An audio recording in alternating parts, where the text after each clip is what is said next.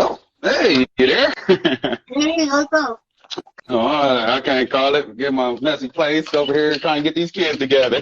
Oh, that's so good. How are you? I'm doing good. I'm not gonna hold you too long, because I know you with the kiddies, and that's good. That's what we're Oh, yeah. talking about anyway, fatherhood. So it's Okay. just a way of honoring, the hardworking fathers out there. Because I do feel personally, this is my personal opinion, that Father's Day is not something that is highlighted as much as Mother's Day. And so in order to correct that, it's definitely up to us to kind of make sure we are doing what we can to highlight those active fathers, not just those who are inactive, and then run with that as if that is the consensus. So Yeah. that's kind of the purpose of this sit down. So I'll just ask you a few questions, and then you can always add in any advice or anything that you want to touch upon. And my first question is, what qualities, in your opinion, make a good father? Oh, well, growing up, I didn't know my biological father, but I had a surrogate that kind of took me in. And what it showed me is just being there isn't enough. Like, anybody could just be there, but you got to be present in the lives of the children. So, um, and knowing the difference between being a parent, like, it doesn't matter how many kids aren't really yours or whatnot, as long as you are active in the child's life and actually give them the tools that they need to make it through life. So that's kind of where I'm Okay. at. That's awesome. I do agree with that. And I start off with my statement that I made. What do you think about that? Do you think Father's Day is not as highlighted as Mother's Day? And what do you think is the reason behind that? And how do we fix it?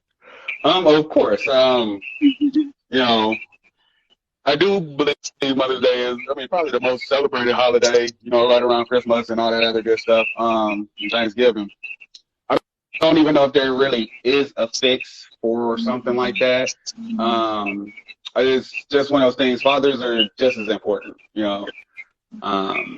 It's not always about the person who stayed. I heard something, and it was a very good point the man made. He said, we praise the parent that stays when it might be the parent that stayed that tore up the kid's life or whatever. So, but I don't think there really is a fix for it. I just, Father's Day is a day that we spend with our kids and want to spend with our kids, and Mother's Day, is a day to celebrate. I think both parents should be celebrated. Okay. And what do you think that you need, either personally or as a whole as men? What do you think is needed or desired from society, the community, and women overall, that can assist or help? What do you think you guys need more of? Um, we've talked before. I think healing is the biggest thing. What do men really need? We need validation. If if a man is with his children, it doesn't matter what happens between you and him, whether you're together, whether you're not, whatever. I think men really just need that validation, like that respect. It feels good to get the accolades from the other person, especially if you stand up. I have my children half the time.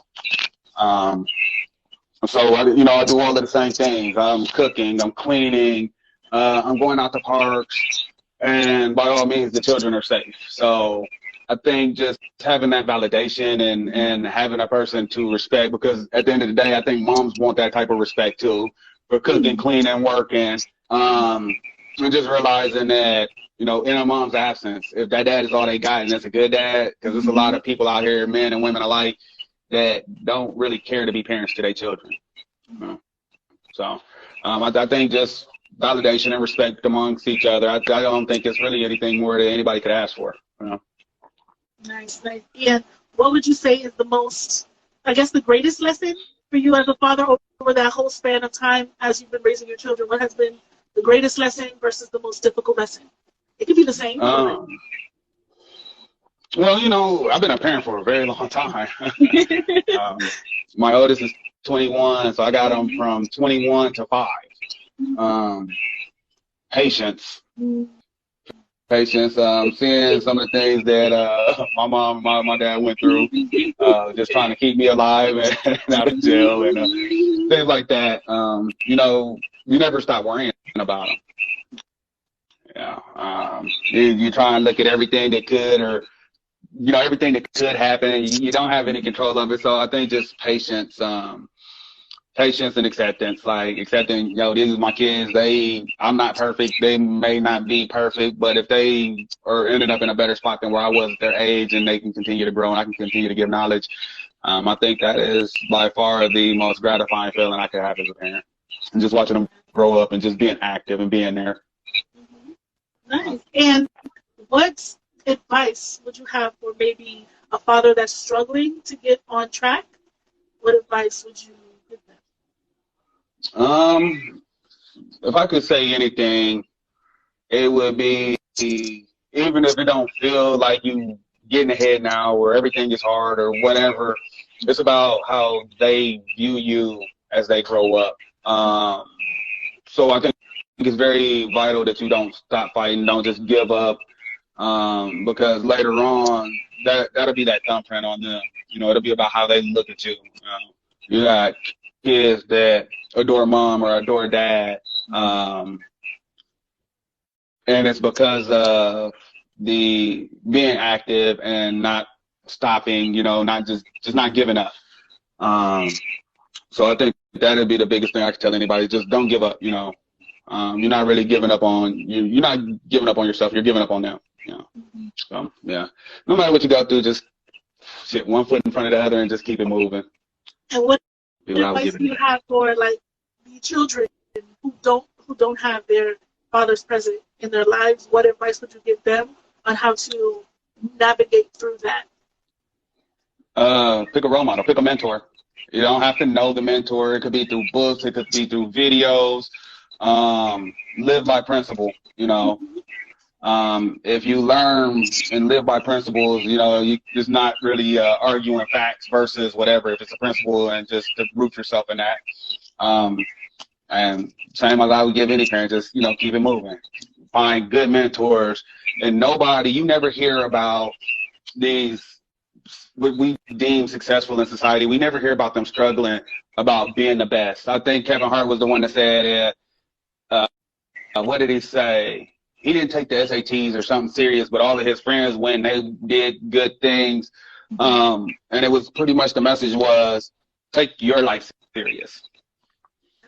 Take your life serious, take risks early, learn risk mitigation, and mentors, read, be active, do things, learn how to do things. Theory is fine, but it does not be the experience. So that's kind of how I would feel on that. I want to get my kids out. I want them to fall off the swings. I want them to bump their head. I want them to keep getting back up. It's all right. Yeah. No matter what you go through, just sit one foot in front of the other and just keep it moving. And what advice do you have for like the children who don't have their fathers present in their lives? What advice would you give them on how to navigate through that? Pick a role model, pick a mentor. You don't have to know the mentor. It could be through books, it could be through videos. Live by principle, If you learn and live by principles, you just not really arguing facts versus whatever. If it's a principle, and just to root yourself in that. And same as I would give any parent, just keep it moving. Find good mentors, and you never hear about these what we deem successful in society. We never hear about them struggling about being the best. I think Kevin Hart was the one that said, what did he say? He didn't take the SATs or something serious, but all of his friends, when they did good things, and it was pretty much the message was, take your life serious. Take your life serious, take risks early, learn risk mitigation, and mentors, read, be active, do things, learn how to do things. Theory is fine, but it does not be the experience. So that's kind of how I would feel on that. I want to get my kids out. I want them to fall off the swings. I want them to bump their head. I want them to keep getting back up. It's all right. Yeah. That's the same thing I tell my son, so that's good that you reiterated that. That's good. And who was your number one role model? I know you said you had mentors, but anyone, you don't have to give the name, but maybe, the things they taught you, or, the reason why they were so instrumental?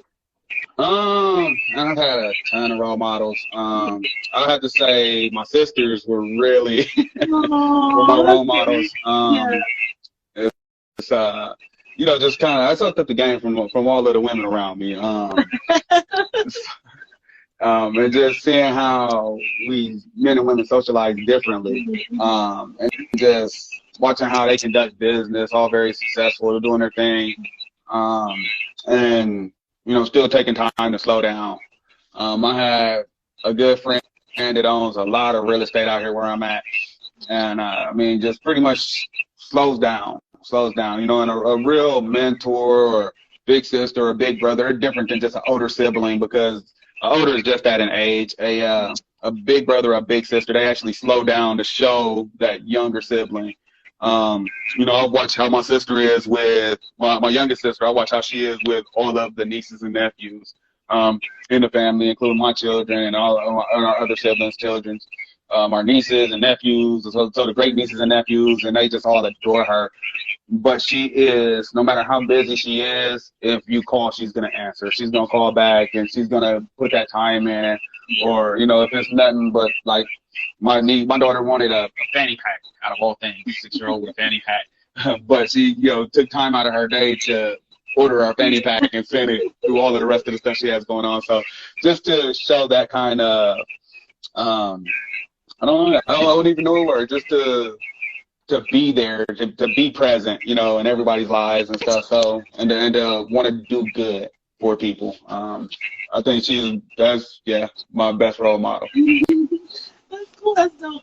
And any advice or anything else that you want to touch on related to, or? Because it's about the children. I think that we as people, especially Black people, we have to not be so afraid we have to kind of break down some barriers and some walls. So I think as a business owner and as a strong Black male or masculine male, I should be able to not discipline like I'm whooping your, but if I see your children messing up, there used to be a time to where anybody could tighten you up if you were running. We need to get back to that. Like, we need to get back to being community and not just, you can't discipline this woman's son because you my man, or this ain't your kid or whatever. Like, we need to all be each other's people. So if I could touch on anything, I think that would be it. Just realizing that we have to break certain programs that I believe were instilled in us that's really just not for us. Yeah. That you touched on something very important. Like you said, back in the days, your neighbor. You would get two whoopings, one from the neighbor, and then you get another one, you go home. But now this generation is very different. Wasn't playing. The whole community, by the time your parents But now everybody, with the surgence of all this like child abuse allegations, and you got kids threatening to call 911 on their parents. It's kind of like a whole different ballgame now. And even in school systems, how we see teachers. I know you've seen some of the recent videos of the students getting in the teacher's faces, and these children now, they do have a behavior problem, attitude problem, a lot of them. And the teachers can't even do anything. You can't even discipline them because you get penalized. And then, the parents are outraged, but it's like, where was the outrage when your child was misbehaving? So that definitely is something we have to fix. I think it starts with the parents, right? It's how you parent those kids and the standard that you set, how you show up in schools, right? When the teachers call on you, you do show up to say, hey, I'm here. Let's work together. And I think a lot of parents, some of them will use the excuse that they're busy working or doing whatever they got to do for them, and it's not the children are not the main focus. And they're just, and some of those parents, honestly, from what I've seen, a lot of these parents nowadays can't even control their own children. And they're literally sending them to school and pushing them off to the school system institution. Which is, oh my God, man, you hit that on the head. They're babysitters that are building our children towards understanding what it means to be institutionalized. Yep. You know, you see the memes. You know, you got the prison bus, you got the school bus, you got the child line in school and in prison, you got the desk in school and in prison. Like, exactly. you know what I'm saying? I think it was it Rothschild or I think it was Rockefeller said he don't want free thinkers, he wants a workforce. You know, he wants a workforce. So at the end of the day, like we don't grow our own food anymore. Like our children don't know how to fish and garden. They don't know how to do anything. But the truth is, like our children are more raised by the teachers. They spend more time with teachers and TVs than they do with the parents. You know. And Lord forbid you got a situation, anything like mine, where me and the mom, we don't talk other than through some type of text or anything. How do we know if something's going on with the child? You know, if you can't get past that point to where you can work together, what chances? If you've never seen a healthy relationship between a man and a woman, what makes you think that your relationships are going to be? What do you got to judge or base it off of? Exactly. You know, so I think it's more of just mom and dad working together. And Dad, those words, and I've seen it for years and years. I've lived through it. The words and the actions have to match whenever a man says something. You know, it doesn't matter how small the detail is, that you left it out the first time you said it, and you said it this time, or if you say I'm going to be here, you're not there. Like the only person that's really, because you will make it without me, with our children. You know what I'm saying? With our children. Exactly. And children don't forget anything you say. No, they don't. I must have used Samuel L. Jackson's favorite word one day. And I hadn't made it. I said, I can't stand him. My son looked at me and said, I can't stand him either day. I said, oh, no. I had forgot I said it that fast. I said, who taught you that? He said, I think I just learned that from you. Yeah. They don't forget. They don't. No. You're right. But I do agree with you that we are no longer teaching our children to be resourceful, and that's much more needed. I think we are falling, when I say we, I mean, collectively, that we are falling into the traps of capitalism, to where now everybody's teaching their children, you could just get it bought. Like, you could just pay for it. Kids now will tell you, you could just pay for that. Like, what's the big deal? You could just go buy it, Daddy. You could just go buy it. It's like, why don't you learn to do it yourself? Yeah. Yeah. No, back in the day, we had the guy with the TV. You know, the guy with the TV man used to come with if you vacuum too close, he had to come with the wand. Now something happened to the TV, we take it off the wall, throw it away, and go and buy another one. There's some of them big old Hoover vacuum cleaners. Them things still work. But you can't buy a car now that'll last for 10 years, but this thing is a family heirloom because it went from grandma all the way down to you. Exactly. That's true. I think the kids this generation have it too easy. A lot of technological advancement breeds a lot of convenience, right? Yeah. Everything is microwavable. Everything is in 30 seconds.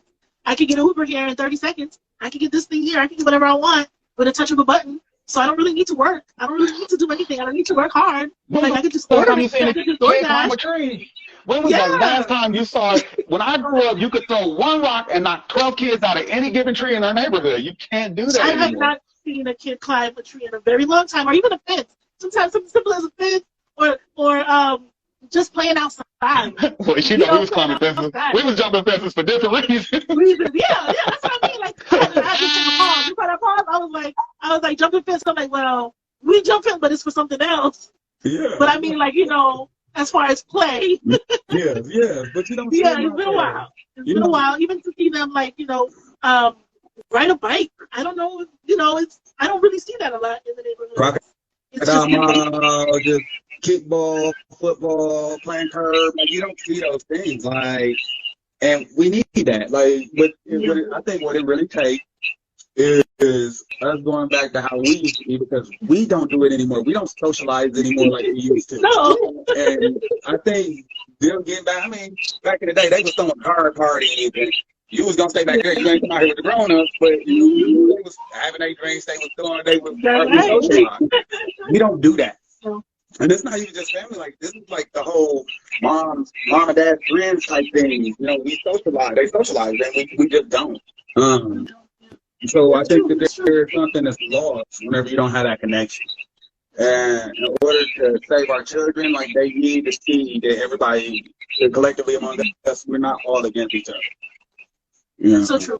That's true. I was just thinking too. Remember how you had the fire hydrant and you played with the fire hydrant during the summer? Or There even was the only water one of hose. us that knew how to I don't open that thing up.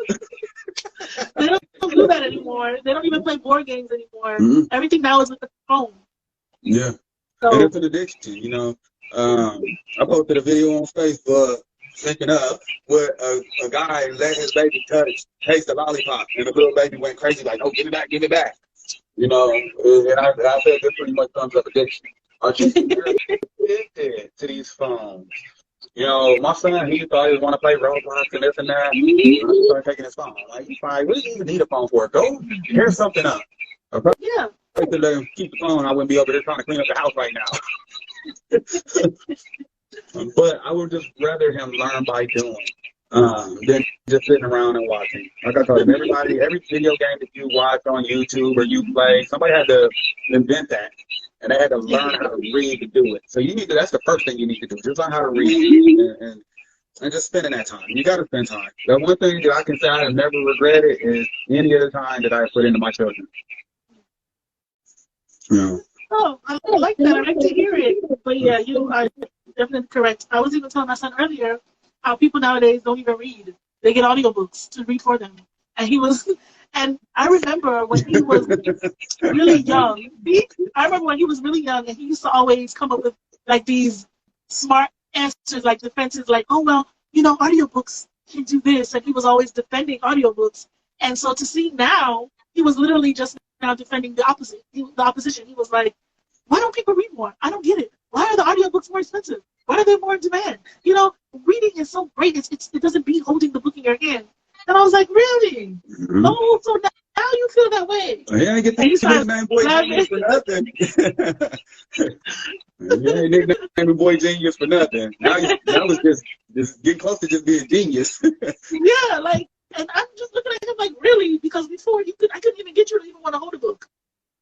Yeah. Because you know they get too smart. They get too smart for their own good, and they start telling you about all this other stuff that they can do that's quicker. And as you see now in the news with the AI, they're taking over that can literally do your homework for you. So that's a whole other thing. We're continuing, we're not making them resourceful. They're not learning anything. No. And the brain is a muscle, you don't exercise it this week, and it just shows. I mean, it really shows in our youth today, and it's horrible, but that's why I tell anybody, just put that time in, put the time in. You'll never regret that. This is what I say. My children are my most valuable asset. My time is my most valuable commodity. It only makes sense that I invest that valuable commodity into my most valuable asset. Mm-hmm. As a parent, I have one thing that I need to be able to say that I did to succeed, and that's make sure that they can continue to navigate in this world even if I'm not here. As long as I know that they got a chance and they understand that we don't wait on opportunities, we make them, I did my job. Yeah. I'll govern over them until they can govern over themselves like I did with my older children. And just make sure that they have a chance. I can't ask for nothing more than that, and it ain't even just my kids, it's the kids and all kids, all of them. They all deserve better.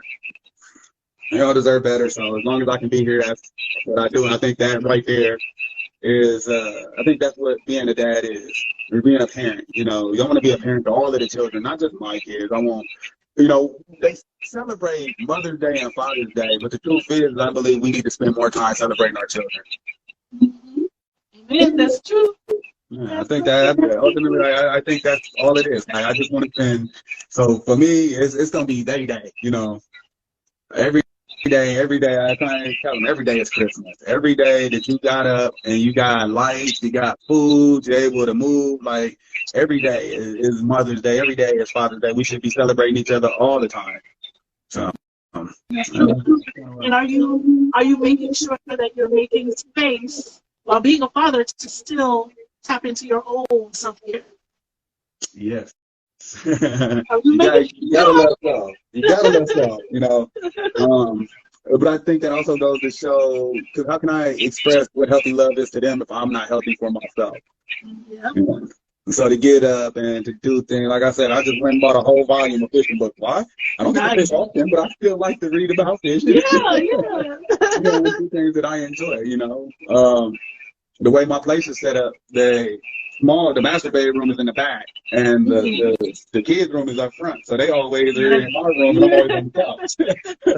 So what I did is I took my walk-in closet and turned it into a space for them, so I can have my space back, but they can still be within my space. Yeah. That's smart. That's a good idea. And it's compromise. Refrigerator, I was gonna say they little nook is more decked out to my room. Oh boy. But yeah. That's it for me. Like, just love them and celebrate them, and enjoy all of the bumps and bruises that come along with it. Any shout outs for Father's Day? I mean, it's more so to the kids, man. I'm just shout out all of the kids that they dad can't be with them. It don't mean that they ain't love you, they just can't be here. And to all of the men that really stand up and don't give up or whatnot. And just, take the time to celebrate themselves. Like, this is the day, celebrate yourself, but celebrate yourself and celebrate the kids too. And that's pretty much it for me. Nice. Well, thank you very much for meeting with me. And it's always a pleasure.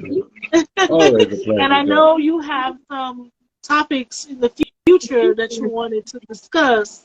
So just hit me up and let me know when you're ready for it. Oh yeah. It'll be coming around here real soon. I just had to get a lot of things ironed out, but now that I'm getting back to I need to be like, I'm getting there. I can see when your smile, your big smile on your face, you get in there, you get it together, and I love it. Oh yeah. It's always great talking to you. Make sure you get with me, man. Any other interviews, man? I love being a part of it. It's super cool. Yes, you always have some dope gems and knowledge to give to everyone, and I appreciate that. I appreciate you.